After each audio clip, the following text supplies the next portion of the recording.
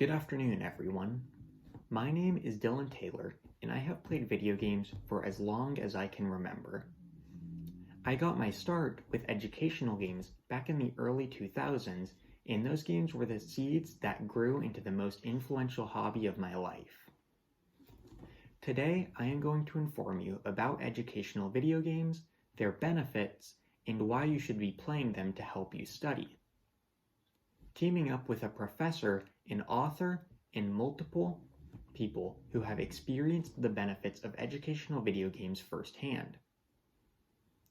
Educational video games have been around for as long as video games in the first place, with two of the most popular early titles being 1992's Mario is Missing and 1982's Donkey Kong Jr. Math, both for the Nintendo Entertainment System. First, what are educational video games? In my informative briefing, I described educational video games as interactive forms of electronic and entertainment in education, commonly used to teach new subjects or reinforce knowledge of known subjects to the player. According to the Playability Guidelines for Educational Video Games by Ibrahim et al., an educational video game must be, first, enjoyable to play.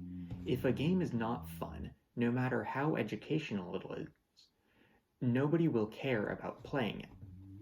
Second, well-designed. If a game is poorly designed to the point of being fundamentally broken, there is no value to be gained from it, whether educational or through entertainment. Third, educational in nature. This one is a given, but it is fairly easy to apply even basic educational value to most games. Even games that were not originally intended to be educational, such as Minecraft, offer fundamental lessons on concepts such as resource management. Fourth, rewarding. A game that offers rewards, even superficial ones, like digital medals or a gold star on the home screen, will encourage the player to become more engaged with the activity. Finally, well-balanced. Striking the perfect balance between entertainment, playability, and educational value is extremely difficult, but the end result of a game that reaches that equilibrium is capable of educating the player while maintaining their attention without being offensively egregious in terms of visual design or level design. Second, why use educational video games to study? Last time we learned that educational video games are primarily used as an alternative method for memorizing materials in place of a more traditional method. The benefits of using educational video games to study are, first, interactivity. A video game is by design more interactive than a book or piece of paper. Because of this, educational video games are often easier to focus on than other study materials. Second, engagement. According to Knowable Magazine's Kendall Powell, educational video games can be used as a way to turn the traditionally boring process of studying into an experience that is both educational and enjoyable. Third, who uses video games? In my informative briefing, I explained that educational video games are used by grade school-aged children as they gain the most benefit from the interactive nature of the medium, while also being familiar with the format of a video game. I also touched on the subject of how educational video games are often quite simple in nature, which allows them to be used by younger children, and how the interactive nature and visual appeal of a video game is also beneficial for getting younger children to focus on the material. According to CNET's Don Reisinger, 91% of children between ages 2 and 17 have played a video game. The widespread appeal of gaming makes educational games an excellent link between a student's established habits and the material they are learning. Fourth, when and where can educational games be used?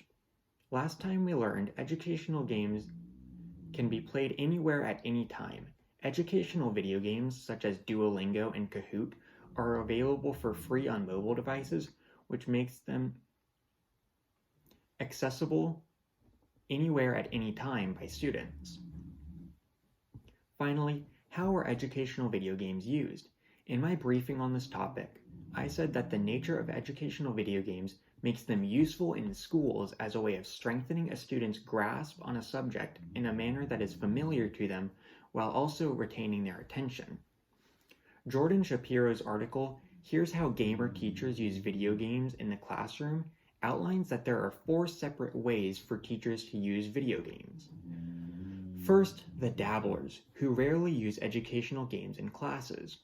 Second, the players, who use video games as a hobby but are unable to fully integrate gaming into their curriculums. Third, the barrier busters, who are able to move beyond the stigma against gaming in schools and use them to great effect. And fourth, the naturals, who use video games for more than just supplemental material in their classrooms. In conclusion, the practical application of educational video games in schools proves an effective method for helping students study. Educational video games are interactive electronic media designed to educate the player. The primary audience of educational video games are grade school-aged children, and most games are designed with the intention of being suitable for all ages.